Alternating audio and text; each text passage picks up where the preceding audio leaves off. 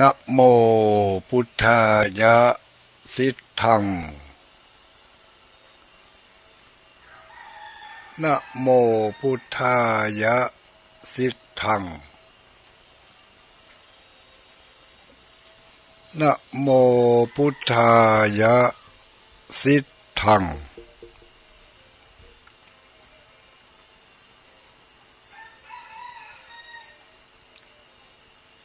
อะสังวิสุโลปุสะภุภะอะสังวิสุโลปุสะภุภะอะสังวิสุโลปุสะภุภะ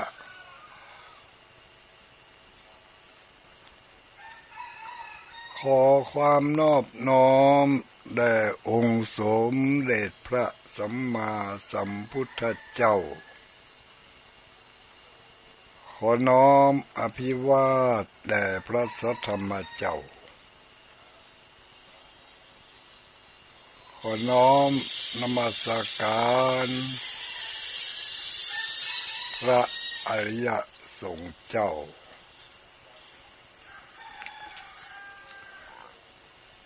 ขอถวายความเคารพ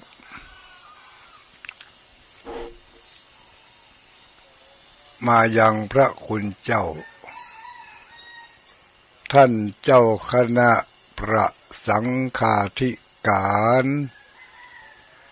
ท่านครูบาอาจารย์พระสงฆ์องค์สังฆเจ้าทุกรูปทุกตนทุกองค์เจริญสุขเจริญพรสวัสดียามเช้าสายมายังอุบาสกอุบาสิกาพุทธบริษัท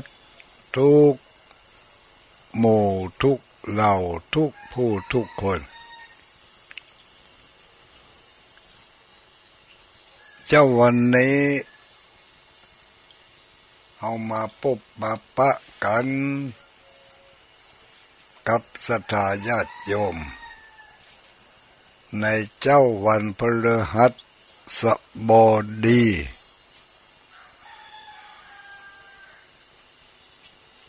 วันนี้วันที่12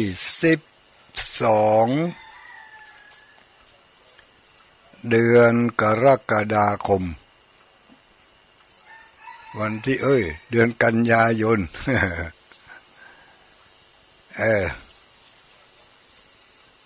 ก็บ่ใจมีไผมาลู่อู้น่ะเนาะ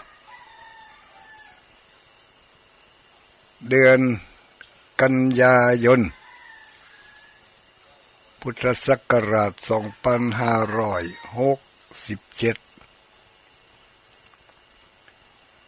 เดือน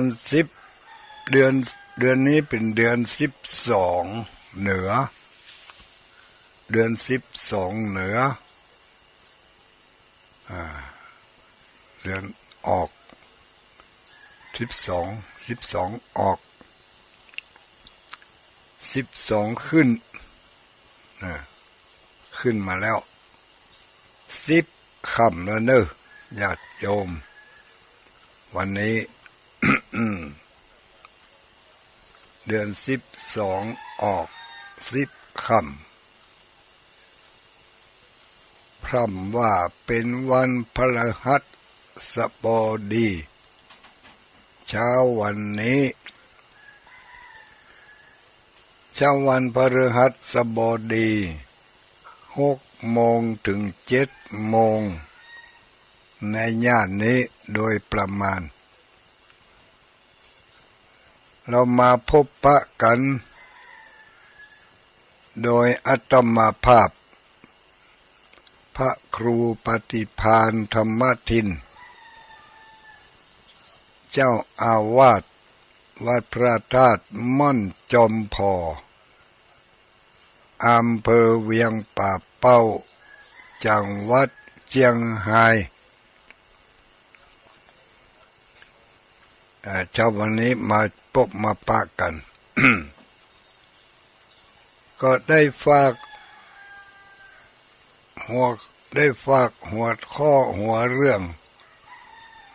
ต้นเก้าของการนำเสนอ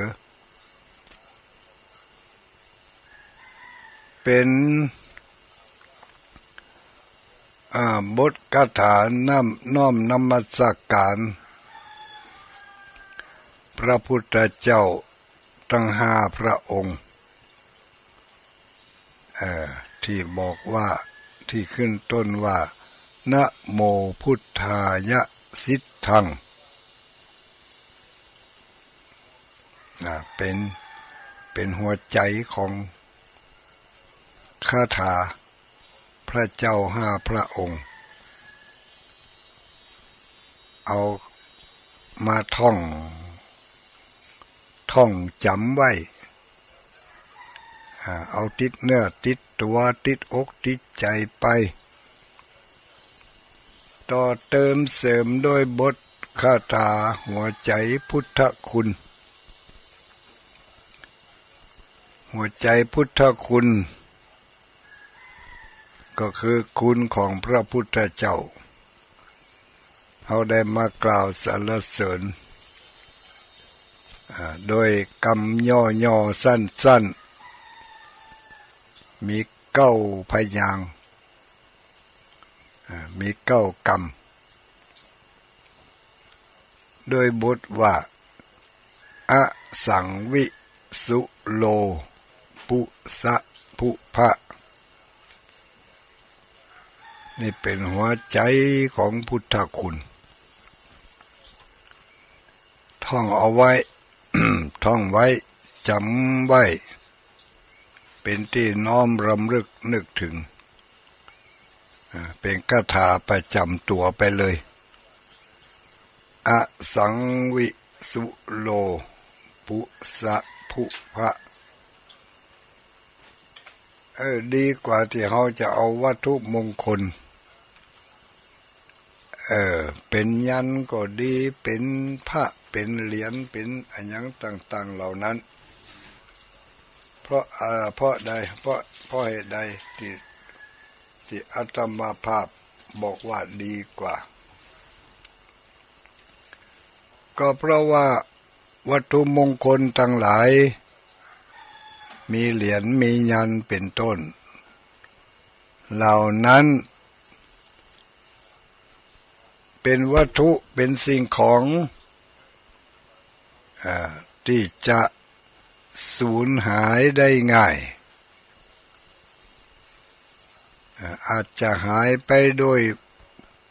เป็นลักกาหรือสูญหายไปโดยเอาไปไว้ลืมตีกา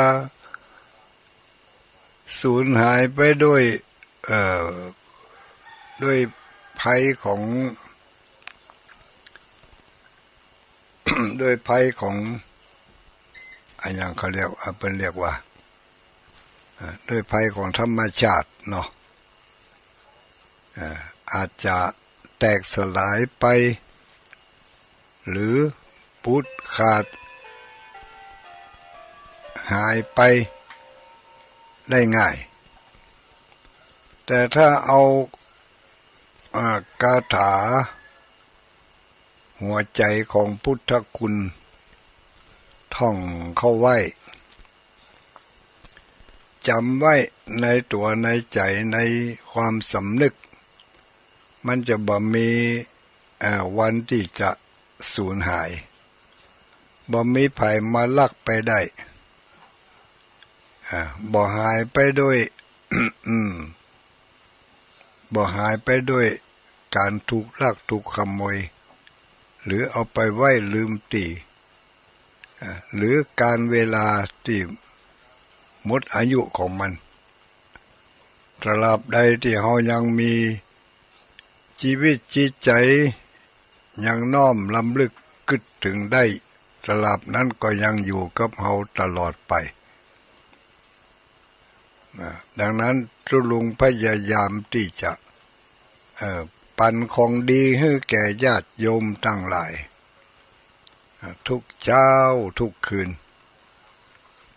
เอาไปท่องไว้บัดเสียหลายบัดเสียหลายปลายบ่ปอยังเป็นบุญเป็นคุณตัวเอาไปใจได้สารพัดปันจ่องไผที่นอนบ่หลับกาหรือว่ามีความสับสนวุ่นวายจิตใจโอลหม่านโอละเวงขุ่นมัวโดยสาเหตุใดๆก็ตามบ่ม่วนอกบ่ม่วนใจกึดหนักอกถ้าเราไปหาวัตถุสิ่งของอย่างอื่นมาเป็นที่จั่งที่ปึ่งนั่นเรายังบ่มั่นใจเป็นแผ่นยันเป็นวัตถุมงคลเป็นอะไรอย่างเป็นแผ่นผ้าแผ่นอะไรอย่างก็ตามนี่นะเหล่านั้นถ้าเราบ่ได้ไหว้บ่ได้สาบ่ได้สักการะบูชามาเป็นวันเป็นเดือนเป็นปีอย่างนี้ สิ่งศักดิ์สิทธิ์ในวัตถุมงคลต่างๆเหล่านั้นก็อันตรธานหายไปความศักดิ์สิทธิ์ก็หายไปอย่างที่เฮามีพระมีเหรียญมีหยังไว้น่ะเฮาบ่ได้ไหว้บ่ได้สาบ่ได้สักการะบูชานี่ก็มีไว้ก็เหมือนกับตุ๊กตาอันหนึ่งเหมือนกับรูปภาพของดาราเหมือนกับรูปภาพอันอย่างสักอย่างหนึ่งที่เฮาบ่ได้ให้ความเคารพสักการะบูชาวัตถุมงคลต่างๆเหล่านั้นความศักดิ์สิทธิ์ก็หายไปเพราะบ่ได้มีไปยื้อไปใจเพิ่นบ่ได้ไปแอวหาเพิ่นก็ไปให้เสพกะเอาห้อยคอก็จึงว่าห้อยเตอะเอาห้อยคอห้อยรถเอาไว้บ้านไว้จองบางคนเอาไว้บนหลังตู้ได้มาจัดเหมาะจัดงามแรกไหนปีไหนไปยื้อให้เตื้อ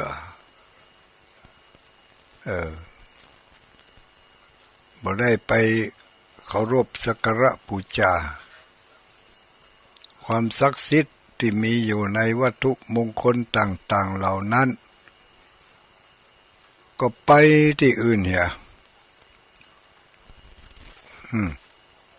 สังเกตพอ หิ้งบูชาก็ดีโต๊ะหมู่บูชาก็ดี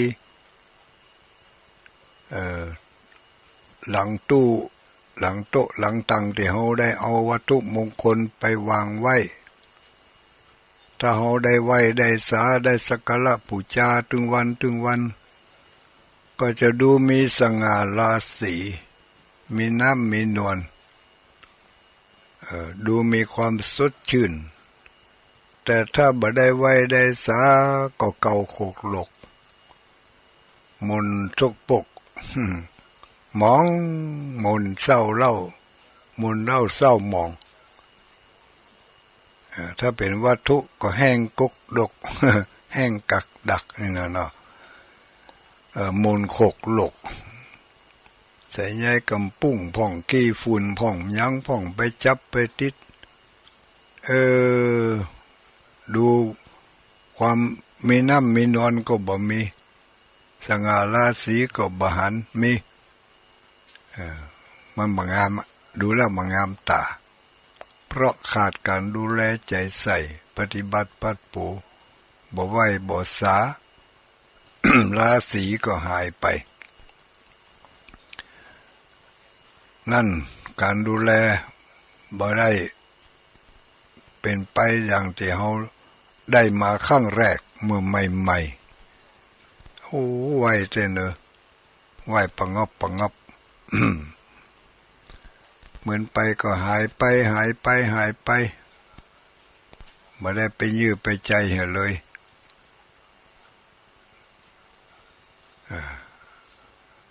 แต่ถ้าหากว่าเขาเอาคาถาไว้ในใจพุทธคุณธรรมคุณสังฆคุณอสังวิสุโลปุสะภุภะหัวใจพุทธคุณตั้งเก้า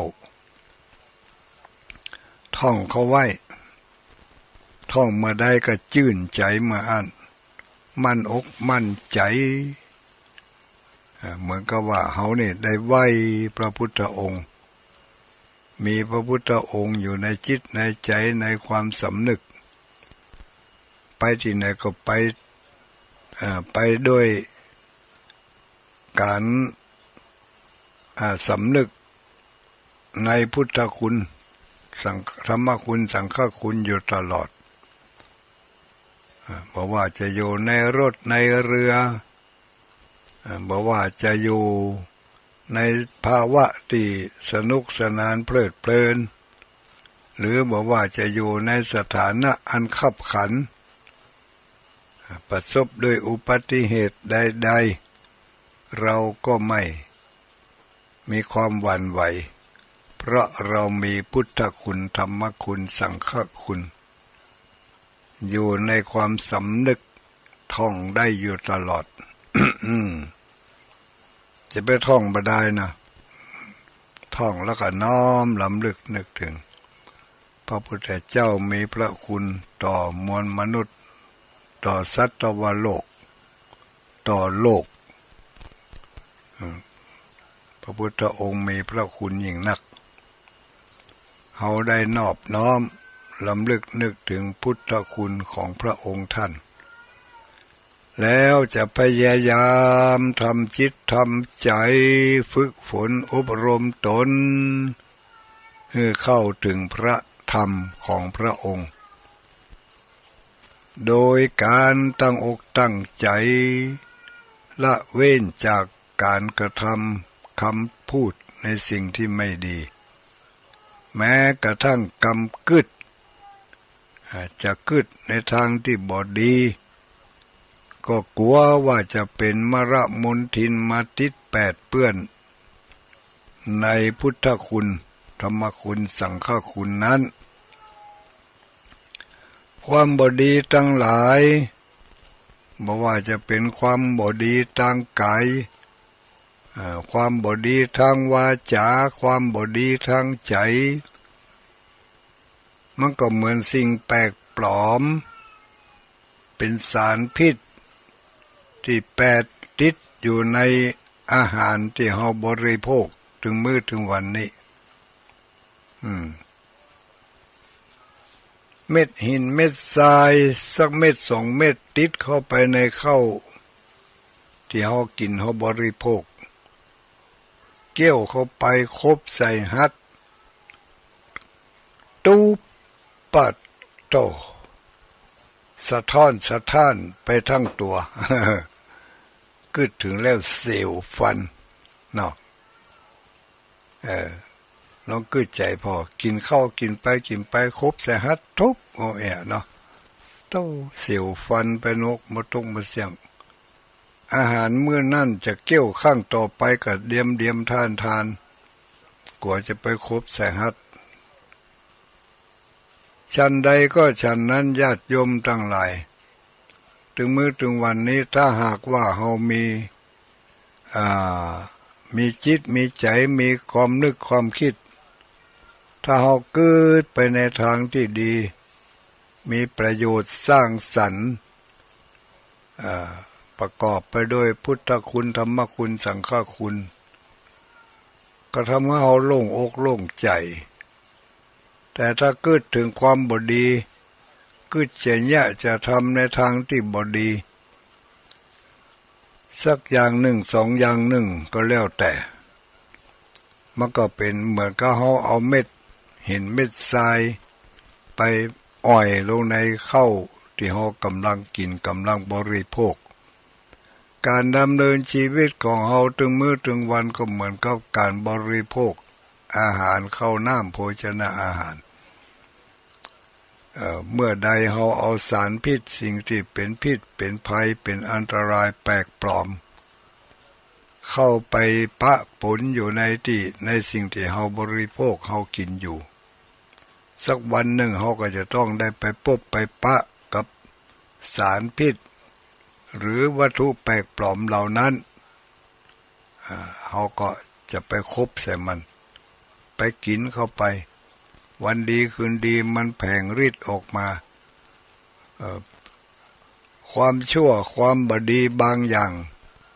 มันบ่ปรากฏให้เฮาหันเป็นตัวเป็นตินแต่มันกลัดกร่อนกลิ่นในความรู้สึกนึกคิดกลัดกร่อนจิตใจฝังอยู่ในความสำนึกวันดีคืนดีมันฮื้อพิษออกมาเหมือนกับสารพิษยาพิษที่มีอยู่ในข้าวน้ำโภชนาอาหารสารพิษต่างๆเฮากินเข้าไปเฮาอาจจะบ่รู้สึกตอนที่เฮาไปคบไปเกี่ยวหรือไปสัมผัสด้วยลิ้นของเฮาบ่มีความรู้สึกเฮาก็นึกว่ามันไม่เป็นอะไรไม่เป็นพิษไม่เป็นภัยหยอดเข้าไปกินเข้าไปอาหารทุกชนิดอย่างถึงมื้อถึงวันนี้มันมีพิษมีภัยนักหนาป้าป้าน เพราะการกระทำความโลภของผู้ผลิตอยากจะได้ผลผลิตนักอยากจะได้จะให้มันดีมันงามมันเหมาะมันสมมันชวนที่จะให้คนที่เอาไปกินไปบริโภคจักจูงใจให้เขาใครได้เขาใครซื้อก็เนี่ยไปทำไปเขาเป็นผู้บริโภคเป็นผู้ซื้อเป็นผู้รับไม่ได้ไปกึดถึงเก้าเงาของมันจะมาอย่างใดจะไปอย่างใดบ่หัวมันงามว่าได้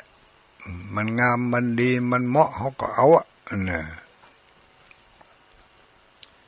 ในเมื่อกินเข้าไปบริโภคเข้าไปเหล่านั้นมันไม่แสดงมันมีผลต่อการบริโภค มันบ่เหมือนฮัดเหมือนหินเหมือนทรายที่มันปะปนอยู่ในเม็ดข้าวที่เขาบริโภคเขาไปเกี่ยวใส่มันคบใส่มันก็สะท้อนย้อนให้เขาได้รับความรู้สึกว่านี่เป็นสิ่งที่บ่ดีแล้วเผลอคายขว้างถึงกรรมนั่นแต่สารพิษที่เขาบริโภคไปมันบ่มีแสดงอาการให้เขาได้ริมรสอย่างเต็มที่ในขณะที่เขาบริโภคเขากินเข้าไปข้อนี้ฉันใดญาติโยมสาธุชนหมู่เฮาทั้งหลายความชั่วร้ายบางอย่างที่เฮากำลังทำอยู่เราไม่รู้ว่ามันเป็นพิษเป็นภัยต่ออารมณ์และจิตใจขันธสันดานของเฮาเราไม่รู้แล้วก็ไม่ยอมศึกษาให้รู้ เป็นว่ามันไม่ดีเราก็ไม่ยอมที่จะรับว่ามันบ่ดีแล้วก็ไม่ยอมหลีกเว้นบริโภคไปถึงวันกินไปรับไปปุ้นเมื่อใดมันให้พิษให้ผลให้ภัยมาแล้วเมื่อนั้นถึงจะรู้สึกแต่การรู้สึกนั้นเผลอเขายังบ่รู้สึกว่าสาเหตุที่ความทุกข์ตัวนี้มันเกิดขึ้นมาเพราะเราไปทำสิ่งนั้นเอาไว้มันถึงได้มาเป็นทุกข์อย่างนี้ก็บ่ได้กึดไปกึดถึงเอาที่ปัจจุบันว่าแหละไปถูกผีที่หั่นถูกบดีที่นี่ถูกคนแปลงคนใส่ถูกเปิ้นใส่ร้ายถูกเปิ้นทำร้ายถูกเปิ้นปองร้ายไปถูกโจรหน้าโจรหลังอันยังก็ว่าไปเป็นเคราะห์เป็นภัยว่าเข้าไปทั้งปุ่นบ่ได้สำนึกสำเนียกเป็นเรื่องของกรรมของเวรมันเป็นเวรเป็นกรรมของเฮารู้นี่ที่เฮาได้ทำไว้มาอ่านกึดบ่ปะเนาะเพราะว่าหยังก็เพราะว่ามันอวิชชามาปิดบังไว้เหี่ยก็เลยทำให้เฮาบ่ฮู้บ่หันสัจธรรมของความเป็นจริงว่าสิ่งเหล่านี้เกิดขึ้นเพราะเหตุนั้นก็คือความไม่ดีทั้งหลายที่เราได้ทำลงไปมันกำลังมาให้ผลเฮาบ่ฮู้เฮาบ่เข้าใจเฮาบ่หันเพราะเฮาไม่มีญาณวิเศษที่จะย้อนนึกถึงอดีตได้หมดทุกอย่างแต่ก็พอจะสำนึกได้ว่านึกอนุมานอนุโลมไปโดยน้ำธรรมคำสอนที่เปิ้นบอกว่าเหตุในอดีตส่งผลในปัจจุบันเราสร้างเหตุไว้ในอดีตจ จึงส่งผลให้เราได้รับผลในปัจจุบันถ้าเราสร้างเหตุดีผลในปัจจุบันที่เราได้รับก็คือความดีความงามความม่วนอกม่วนใจเนาะถ้าเราไปได้ทำความบ่ดีเอาไว้ในอดีตความบ่ดีเหล่านั้นก็เหมือนกับสารพิษเหมือนกับเม็ดหินเม็ดทรายเม็ดหัดต่างๆที่เราได้เอาไปปะปนไว้ในเม็ดข้าวในอาหารที่เราบริโภคเข้าไปผลสุดท้ายเมื่อมันให้ผลแล้วเขาถึงจะหู้ว่าความบ่ดีมันเป็นอย่างนี้รู้นี่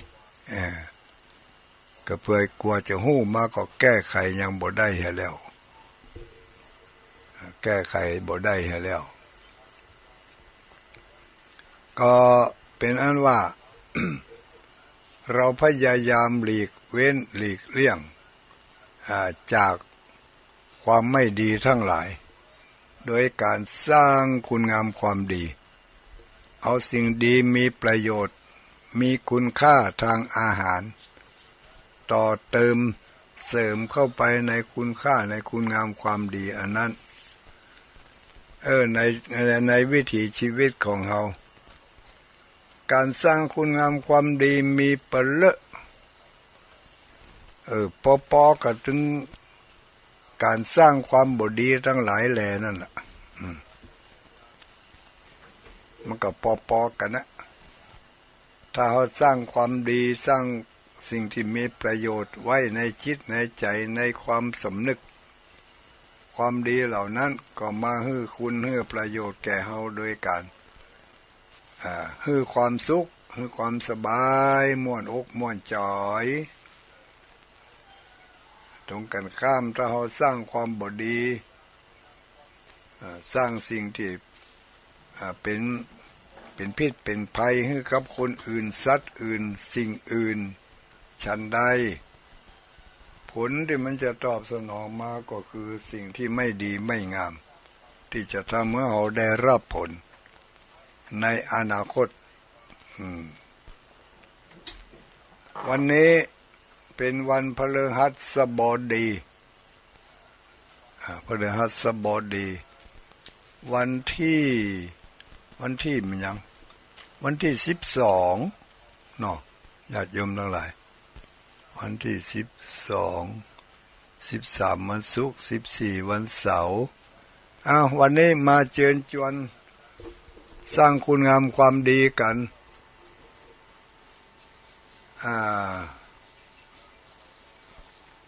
สร้างคุณงามความดีที่หันผลทันตาเนาะสร้างเหตุสร้างปัจจัยที่จะนำความสุขความเจริญความรอดพ้นจากภัยอันตรายทั้งหลายจะบ่ได้มาเกิดขึ้นแก่เฮาในโอกาสต่างหน้าเรามาสร้างเกราะป้องกันเอาไว้ด้วยการสร้างคุณงามความดีมาช่วยกันเนอะ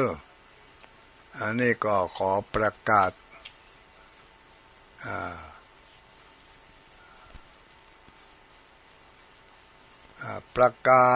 ให้ญาติโยมทั้งหลาย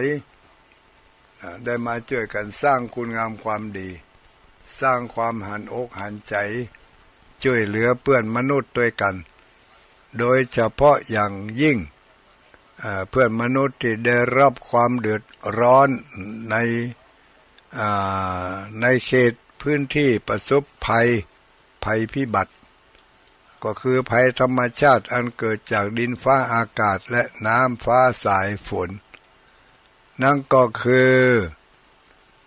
ขณะนี้ในทุกวงการประกาศรับบริจาควัต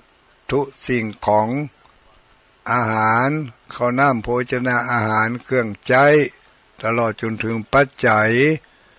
ในการดำเนินชีวิตในการประคับประคองให้มีชีวิตอยู่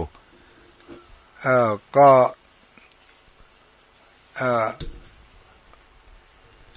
ประกาศให้พุทธศาสนิกชนเฮาทั้งหลายหรือบ่ใช่พุทธศาสนิกชนก็ตาม ศาสนิกชนอื่นศาสนาอื่น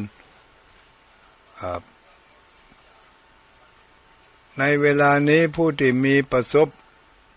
อุทกภัยในเขตจังหวัดเชียงรายนี่ก็มีหลายอำเภอด้วยกันแต่ที่ชัดเจนในเวลานี้ประกาศมาก็คือพี่น้องศรัทธาญาติโยมที่อยู่ที่อำเภอเมืองอำเภอแม่สายได้รับความเดือดร้อนเกี่ยวกับน้ำท่วมน้ำหลากฟ้าฝนตกลงมาเกินความจำเป็นก็กลายเป็นพิษเป็นภัยขึ้นมาผู้ใดมีจิตเจตนาศรัทธามีวัตถุสิ่งของเหลือใจอยู่ในบ้านในจองในครอบครัวของเฮาที่มันเหลือใจที่มันเกินที่จะเกินความจำเป็นนะที่จะนำมาใช้ก็ขอเชิญนำเอา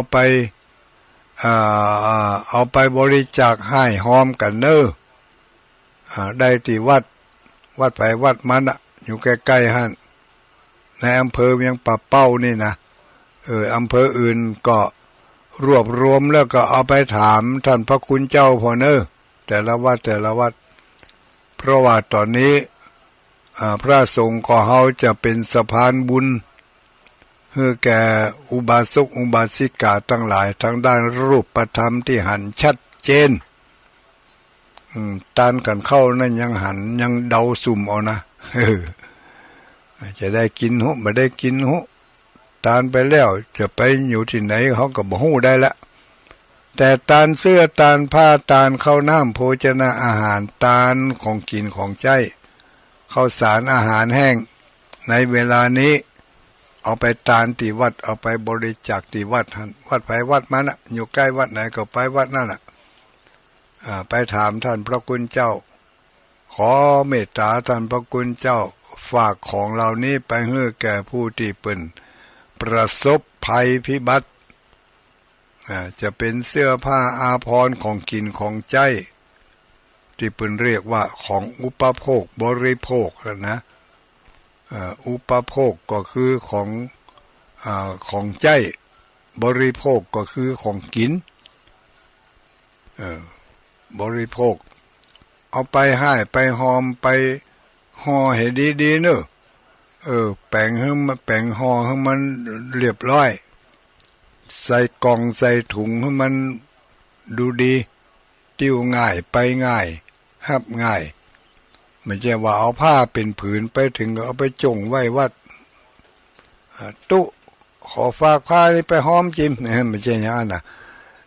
ดูใส่ให้มันดูดีแหะก่อน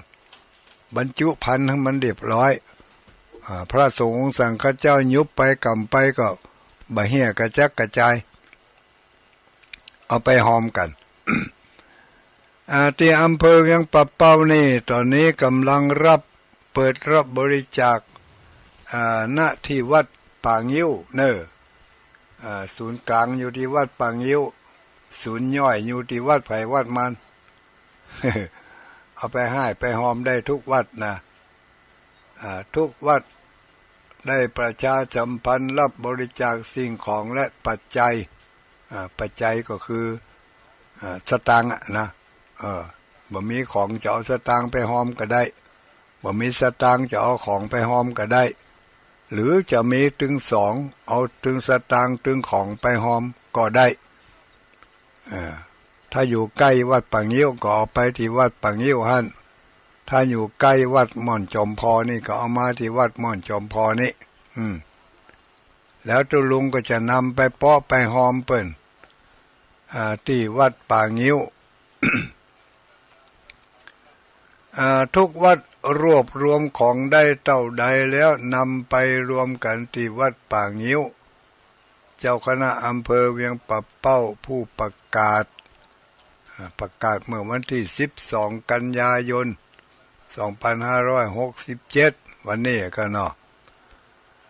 วัดใดบ่มีรถใส่ของส่งไปวัดปางยิ้วติดต่อมาที่เลขาเจ้าคณะอำเภอ จะเอารถไปรับถึงตีอันนี้ก็ แต่ว่าของนั้นน่าจะพอถึงกับว่าเพื่อเอารถไปรับเนาะบางทีก็หมู่เฮาทั้งหลายก็มีของชิ้น2 ชิ้นเอารถมาฮับเอาเนอะที่บ้านนี่ ไม่พอแล้วมีกล่องกระดาษกล่องมันก็แก่ไปก็เอารถไปฮับถึงเตื้อเนาะรวบรวมกันหลายๆบ้านหลายๆคนเอาไปรวมกันเฮ็ดที่หนึ่งที่ใดที่หนึ่งแล้วก็แจ้งไปยังท่านพระครูเลขาเจ้าคณะอำเภอแล้วเขาก็จะได้เอาสิ่งของเหล่านั้นไปบริการบริจาคให้หอมเปิ้นทำได้รีบด่วนต่อได้ก็ยิ่งดีต่ออันตอนนี้กำลังลอยคออยู่ในน้ำอยู่ก็มีก็หมู่เฮาทั้งหลายก็แสดงความหันอกหันใจตุลุงก็ในนามของคลื่นสีขาวในนามของคลื่นสีขาวตอนนี้ขณะนี้ทีมงานของคลื่นสีขาวนั้นยังไม่ได้เปิดรับบริจาคกับญาติโยมทั้งหลายเตื้อก็ขอฝากในนามของคลื่นสีขาวก็หมู่คณะศรัทธาหมู่ทีมงานของเขาก็ขอเอาของไปฝากไว้ที่วัดใกล้ๆบ้านแห่ก่อนเนอะเอาไปฝากไว้ที่ใกล้ๆบ้านแห่ก่อนทีมงานทางภายในคือทางพระสงฆ์องค์สังฆเจ้าเฮาตอนนี้ยังสารวุ่นวายอยู่กับการกับงานที่เป็นงานราชการราชกิจอยู่บ่อาจที่จะรวบรวมทีมงานของหมู่เฮาทั้งหลายได้เตื้อถ้าพร้อมเมื่อใดก็จะได้แจ้งให้กันแห่งครั้งหนึ่งแต่ตอนนี้เฮาเอาวัตถุสิ่งของไปร่วมกันบริจาควัดที่ใกล้ๆบ้านท่านให้ก่อนเนอะญาติโยมทั้งหลายอาจจะเป็นขึ้นสีขาวสีแดงสีดำขึ้นสีมันยังก็แล้วแต่ก็ผู้ที่มีน้ำจิตน้ำใจเนาะก็ขอเชิญบริจาคกันจะเป็นวัสดุสิ่งของหรือเป็นเงินเป็นทองก็ได้เป็นข้าวน้ำโภชนะอาหารแห้งของกินของใจเสื้อผ้าอาภรณ์เหมือนกับที่เขาได้ไปบริจาคกันที่ผ่านมาเมื่อที่ผ่านมานี่คือเมื่อวันที่6ที่ผ่านมานี่วันที่6เดือนกันยาเนี่ยเนาะที่เขาได้ไปบริจาคร่วมกันให้หอมช่วยเหลือผู้ประสบภัยที่อำเภอเทิงเนาะอำเภอเทิงแล้วก็อำเภอขุนตาลเขาได้บริจาคกันไปแล้วก็ได้ไปด้วยตัวเองก็มีบางส่วนก็ฝากของไปฝากสตางค์ไปก็ได้จตุปัจจัยหลายบาทหลายสตางค์อยู่รู้ที่เพิ่นให้เพิ่นหอมกันเขาไป3จุดละ10,000ปลายก็เนาะโอ้ถ้าจะแต่จำมาได้ให้แล้วสับสนนึกมันจะจุดละ10,000ปลายนะที่เขาได้ให้ได้หอมได้ช่วยเหลือเพิ่นไปถ้าจำผิดก็ขอสุมาไปไผมีข้อมูลตอนนี้ก็แจ้งมาให้ได้รับทราบจิมที่อำเภอเวียงปะเป้าวันนี้พรุ่งนี้ก็ขอเอาไปเปาะไปหอมกันทุกวัน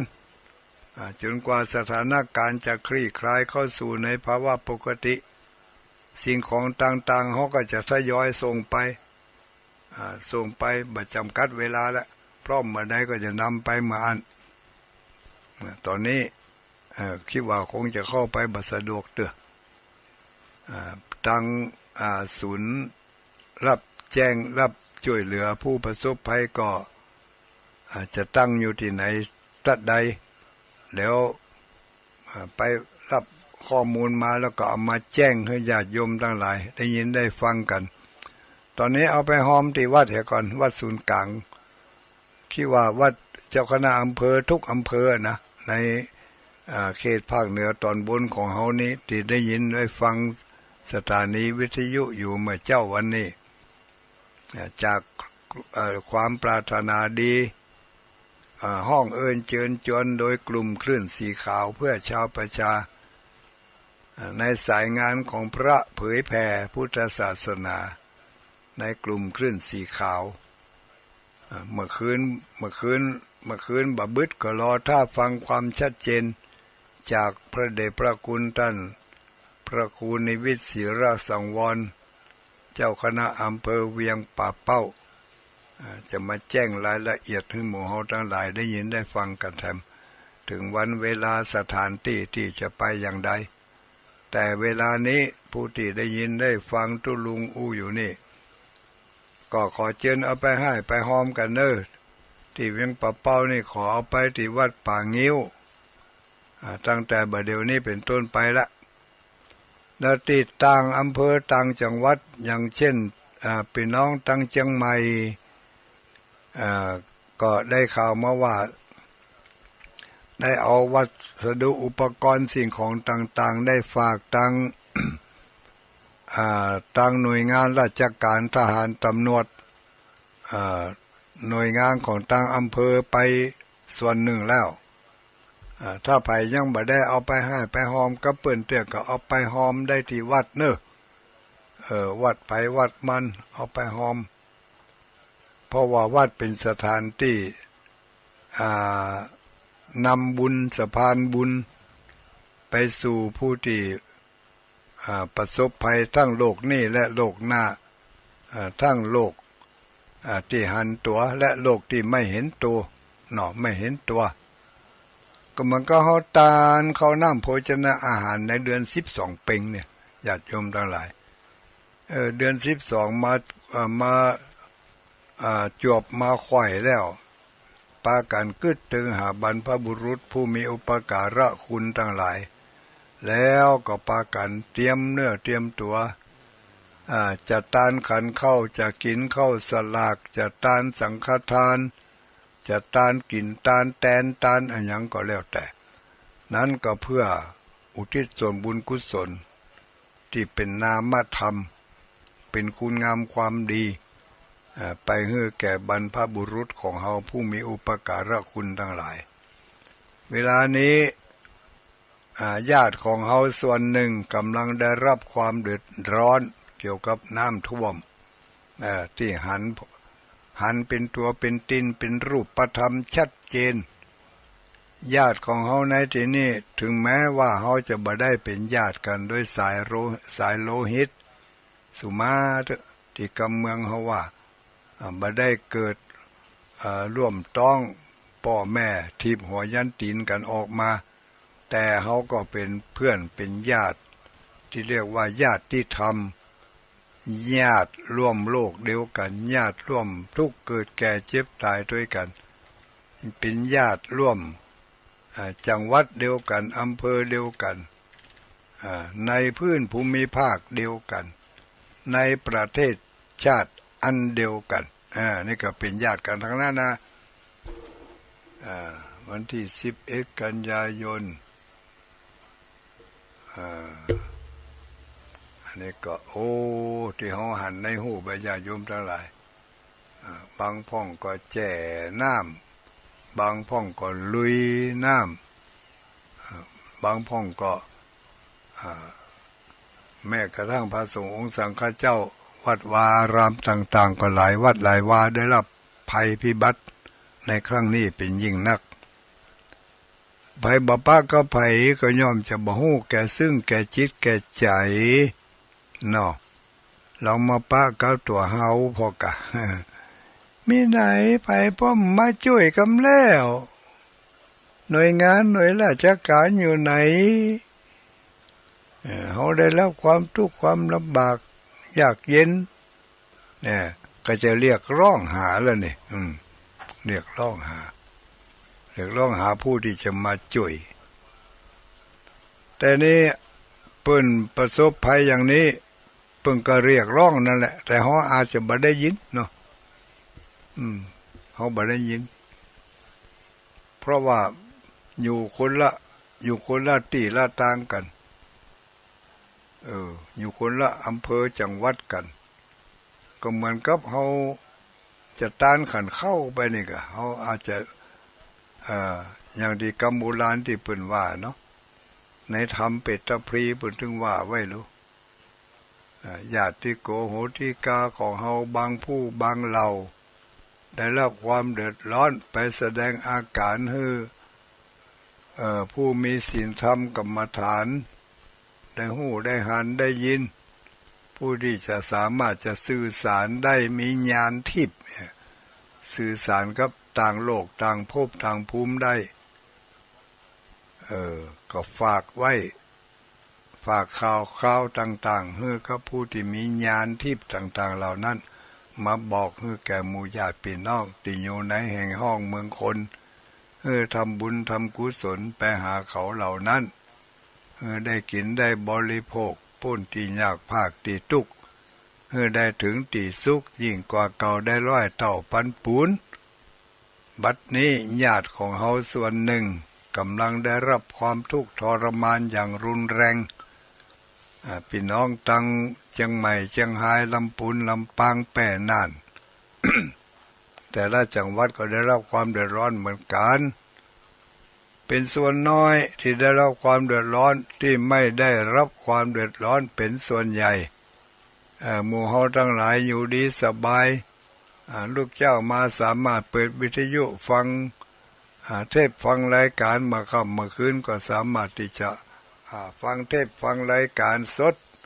จากพระสงฆ์องค์สังฆเจ้าจากพระเผยแผ่กินข้าวน้ำข้าวงายแล้ววันนี้กระวีกระบาดช่วยกันจัดวัสดุอุปกรณ์สิ่งของถ้าเอาไปฝากได้ก็เอาไปฝากอำเภอเมียงป่าเป้านี่ก็ขอฝากที่วัดปางยิ้วทางเจ้าคณะอำเภอพร้อมกับทีมงานของพระสงฆ์องค์สังฆเจ้าจะได้นำไปบริการให้เปิ้นสำหรับเป็นน้องที่อยู่ตะลำปางถ้าอยู่ไปได้มาได้ก็ไปเนอะเอาไปฝากไว้ที่วัดบรรพตสถิตฝากท่านอาจารย์มหาสมชาติชาตปัญโยเปิ้นพระอาจารย์มหาสมชาติก็จะนำเอาสิ่งของเหล่านี้ไปบริการบริจาคช่วยเหลือผู้ประสบภัยในโอกาสต่อไปหรือจะเอาฝากวัดใดก็ได้ที่เป็นพระนักจัดรายการวัดอย่างตั้งสายเหนือนี่ก็วัดมิ่งเมืองมูลก็ดีวัดศรีภูมิมาก็ดีเนาะวัดตั้งมาพดมาตั้งแจ่ห่มพะเยาลำปางแจ่ห่มวังเหนือวัดที่อยู่ใกล้ๆบ้านเฮาหันก็ขอฝากเอาไว้แล้วก็ทางวัดเพิ่นก็จะได้แจ้งไปยังศูนย์กลางศูนย์กลางก็จะมารับเอากาหรือจะเอาไปส่งให้เพิ่นกาอันนี้ก็แล้วแต่ความมีเมตตาของท่านพระคุณเจ้าทั้งหลายเนาะประกาศรับผู้ที่จะช่วยเหลือผู้ประสบภัยก็ประกาศกันไปเจ้าวันนี้ก็มีศรัทธาญาติโยมเปิดฟังรายการนี่ก็หลายคนอยู่รู้นี่ไปลืมเนอะเอาไปให้ไปหอมกันแม่อุ้ยน้องบ้านป่างิ้ว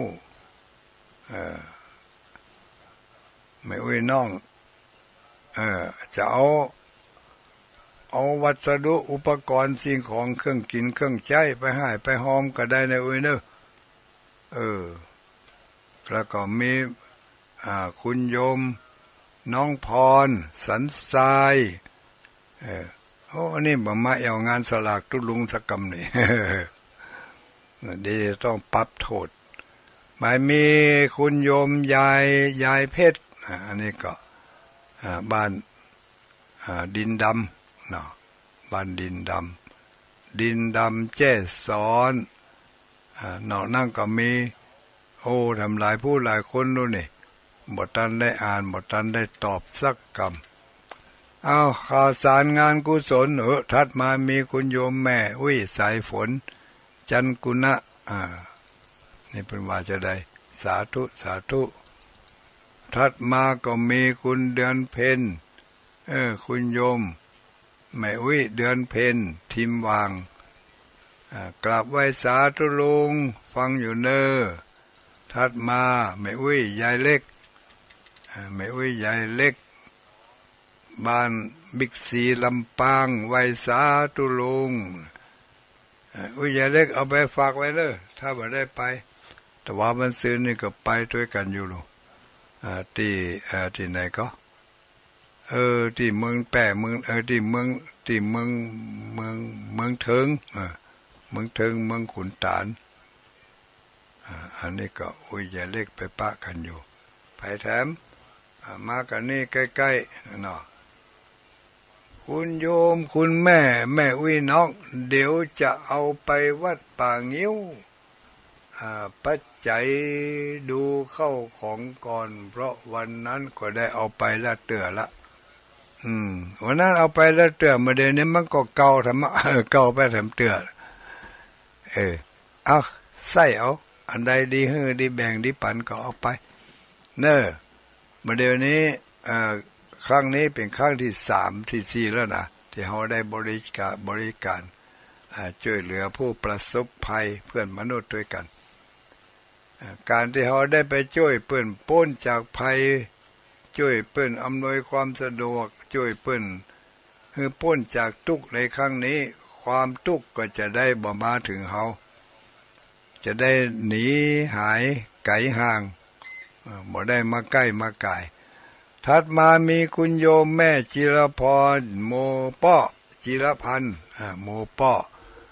กราบไหว้สาธุลุงฟังอยู่อนุโมทนาถัดมามีแผ่แถมคุณโยมกนกพิษชัยนาเมืองฝางก็มีนะเนี่ยประสบกับภัยพิบัตินี่เมืองฝางแม่อายที่เขาหันในหูบรรดาญาโยมทั้งหลายในรูปสมัยนี้มันหูทิพตาทิพสื่อถึงกันหมดน่าจะไปลืมเนอะวันที่12วันที่14ไปร่วมกันทำบุญตาลสลากพัดที่วัดพระธาตุดอยเวียงฮ้ออำเภอเวียงป่าเป้าจังหวัดเชียงรายตาลสลากพัดที่พระธาตุดอยเวียงฮ้อคุณโยมแม่ดาวเรืองวงวันอันนี้ก็มีของยังจะฝากก็ฝากมาได้เนอะมาได้ไปที่วัดป่าเงี้ยวก็เอาฝากที่บ้านลุงหนานวินท่านลุงหนานวินนี่มันขึ้นล่องลูกแต่ว่าก็ไปส่งลุงไปดอยนางแก้วเอาไปฝากไว้ท่านแล้วก็จะได้เอาสิ่งของเหล่านี้ไปบริจาคให้เพิ่นต่อไปแล้วต่อไปมีไผ่แถมหลายผู้หลายคนอยู่เนอะที่ได้ส่งข่าวมาในครั้งนี้ท่านพระครูวิสิตปัญญาคุณอันนี้ในกลุ่มของคลื่นพระธรรมทูตฝ่ายเผยแผ่ถัดมาก็มีคุณโยมอะไรหลายผู้หลายคนมาได้ตอบขอสุมาเนอะเวลาจะหมดเห็นแล้วฝากเพื่อเชิญชวนไปผู้ที่มีจิตศรัทธาที่จะได้ที่กึศใจจะไปถวายของกินของทานที่ม่อนพระศรีสองเมืองปีนี้ไม่มีงานทำบุญตาลสลากพัดแต่ว่าไม่ละทิ้งงานประเพณีตาลเปตตพรียังไม่ตัดทิ้งเนอะงานเปรตพรีใครมีจิตเจตนาจิตจะดาขันเข้าขันน้ำดาเครื่องทยธมยทานดากันเทศกันธรรมที่จะเอาไปตาลม่อนพระศรีสองเมืองก็ไปได้เนอะไปในวันที่15 วันอาทิตย์ที่15ที่ม่อนพระศรีสองเมืองก็จะมีการ เปิดโอกาสให้ญาติโยมได้นำเอาของกินของทานเอาพระธรรมเทศนาไปเทศนาได้อยู่ติมม่อนพระศรีสองเมืองเพียงแต่ว่าไม่มีการตานสลากประจำปีเท่านั้นเองตานเปตตะพรีนั้นยังอยู่มีอยู่ทุกเจ้าก็จะได้ไปนั่งโปรดเมตตาศรัทธาญาติโยมอยู่เอาละเจ้าวันนี้คงจะนำรายการนี้ไปจากญาติโยมทั้งหลายไปก่อนเนอะทุกคนให้ท่าฟังข่าวเมื่อคืนบึดพระเดชพระคุณท่านเจ้าคณะอำเภอสัมปคูนิมิตศิลสังวรจะมาแจ้งรายการให้หมู่ฮอทั้งหลายได้ยินได้ฟังได้ทราบกันต่อไปสำหรับเจ้าวันนี้กุศลผลบุญขอให้ปกปักรักษาศรัทธาญาติโยมทุกผู้ทุกคนให้มีความสุขความเจริญงอกงามปรารถนาสิ่งหนึ่งอันใดก็ขอให้ได้สิ่งนั้นตามใจปรารถนาทุกคนทุกท่านจัตตารโอธรรมาวัฏันติอายุวันโนสุขังปะลัง